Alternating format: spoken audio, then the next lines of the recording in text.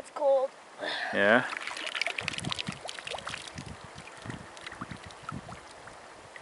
Tastes pretty good though. Yeah. Hey friends, hope everybody's having a great summer so far. Listen, I'm going on a hike on Monday, Tuesday, Wednesday in a couple of days. And I'm excited about the hike because one of my longtime friends finally asked me to take him on a hike. And and I'm happy to. You know, I was kind of surprised, but I'm going to take him on a hike. And so in preparing for this hike, I had to put in a bit of thought as to what we were going to do, and I wanted to share some of my thoughts on introducing somebody to hiking. You know, if taking a first time person on a hike, and some of the things that you might want to consider to make sure that that experience is enjoyable. So I have notes here, and I'm going to read my notes, and but I want to do this in one cut because I'm kind of pressed for time, and I'm not going to do a lot of editing. So in this instance, my buddy, you know, he knows what he's getting into because he's seen some of my videos.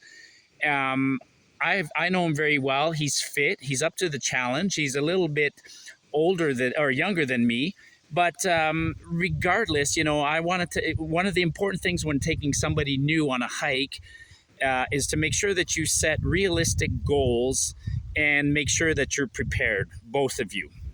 So in this case, for my friend, you know, I asked him what he wanted to experience specifically, and he just wants to go out there, you know, enjoy the concept of being self-propelled, hiking to a destination, seeing something pretty, and you know, and being out in the woods. Now he's been out in the woods many times. We've gone hunting and things like that together, but never hiked. So that's the first thing. You know, make sure that there's realistic expectations. Now, so for this trip, I decided that we were going to do. We're going to hike to a popular lake. We're going to hike to Lake of the Falls. It's a popular destination, but I chose it for a couple of reasons. So I chose it because it's 20 kilometers there and 20 kilometers back. And it's a moderate elevation on day one and a little bit of elevation on day two. And along the way, he's going to experience, you know, hiking through the woods, climbing, gaining some elevation, finishing at a beautiful lake. But we get to break up the trip. So what we're going to do is we're going to make sure that, you know, we ease into this and give ourselves an opportunity should something go wrong. We're going to do a short day on day one, which is about 10 kilometers. Then we'll do 10 kilometers on day two, and then we'll come out. So I'm setting, you know, a realistic agenda that I think we can accomplish quite easily. And along the way, that agenda will allow my friend to experience, you know, the trail, life on the trail, getting water, stopping for snacks, maybe side trips, the experience of walking with a pack, fording rivers, setting up camp. So, you know, a 3-day trip is enough to experience everything, but I'm not picking a crazy trip.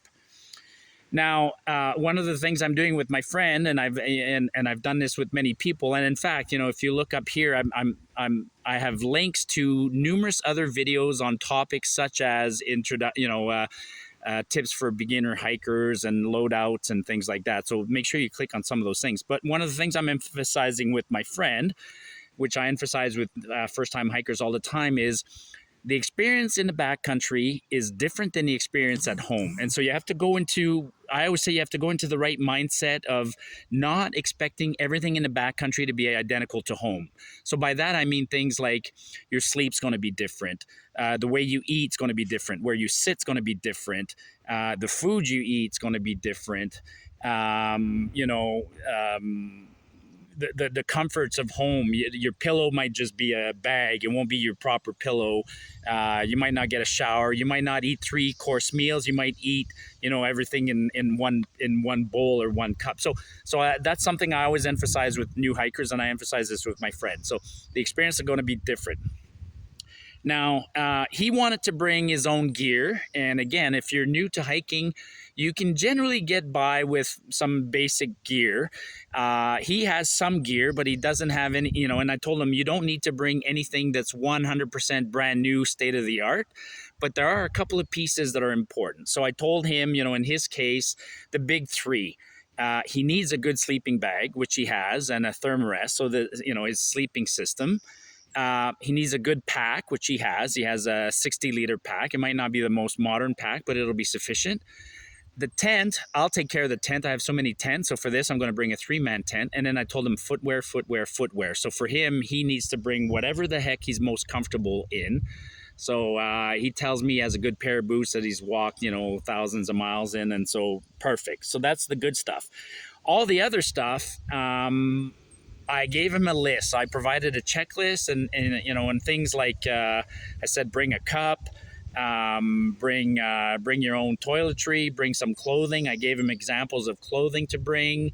But a lot of the other stuff we're going to treat as community gear. So the pot that we're going to use, the stove, the saw, a first aid kit, things like that. We're gonna share so that he doesn't have to stress about buying too many things. Now that said, unfortunately, we can't meet ahead of time because we live, 5-6 hours apart. So we're going to meet at the trailhead. So I told him what to bring, generally speaking, but I'm going to bring a bunch of extras. And at the trailhead, we're going to sit down at somewhere and we're going to both unload our packs and then we're going to repack and spread the gear. So I'm going to make sure that he starts on the trail fully prepared because, in a circumstance like this, it's up to me to make sure that we're both prepared. Now, and I'll take care of all the food because I don't need him to be distracted by other things. So, as part of the learning, he can focus on learning other things while we're on the trail, but I'll take care of the food. We're gone for 2 nights, 3 days, so I'll bring all the food, but at the trailhead, I'll separate the food. Now, and the other thing that I did in preparation for this is communicate.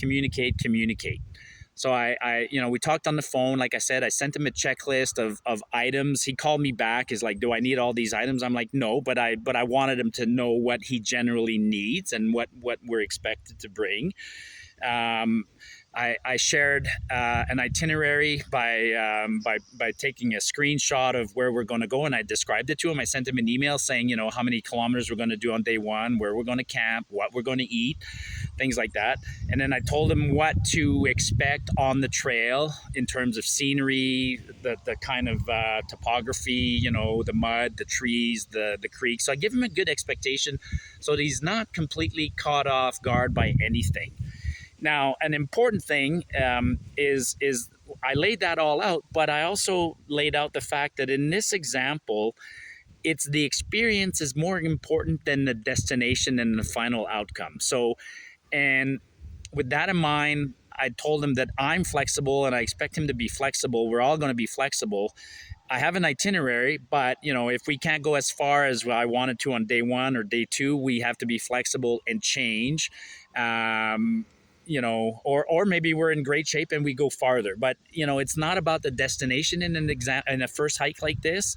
It's about setting nice expectations, but being realistic and being willing to change if necessary. And one of the last things I did in preparation for this, and I didn't need to do this, but I invited a third friend. And a third friend of mine, Jeff, that you guys have seen videos of me and Jeff. And the reason I did that is because Jeff is experienced. So in essence, having a third person is a bit of a safety backup. It means that we can have, if I forget something, I can rely on Jeff instead of having to rely on my buddy because he's relying on me. So it's sort of like the backup buddy system. But the other thing is my friend who's going to learn from me on this experience, I also know that he's going to learn from Jeff because we all have slightly different styles. So I think having 3 people on a trip like this is a good safety thing, provides backup in case somebody forgets anything, and it enhances the learning experience and it builds friendships. I mean, it's all about building friendships. So, and above all else, well, hopefully we have a great time. Not hopefully, I know we're going to have a great time. So just wanted to make a quick video. Let me summarize real quick. If you're taking somebody out for the first time, set the expectations, make sure the expectations are realistic, make sure they understand that being in the backcountry is not quite the same as being at home. Your gear doesn't have to be top notch. We can generally make do with all sorts of good gear. the risk assessment, my previous experience on risk assessments is that something could go wrong, but it's going to be at worst we'll be uncomfortable, we'll have forgotten something, but we'll manage. Pick an easy spot, something that's manageable in terms of the hike.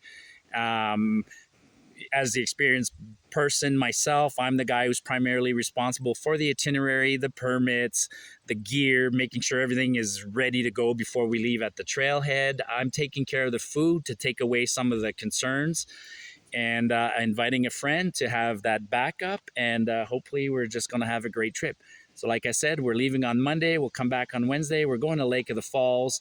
I'll do a video of Lake of the Falls, even though I've been there many, many times. And hopefully everything turns out great, and you guys enjoy this video and the next video on the trip.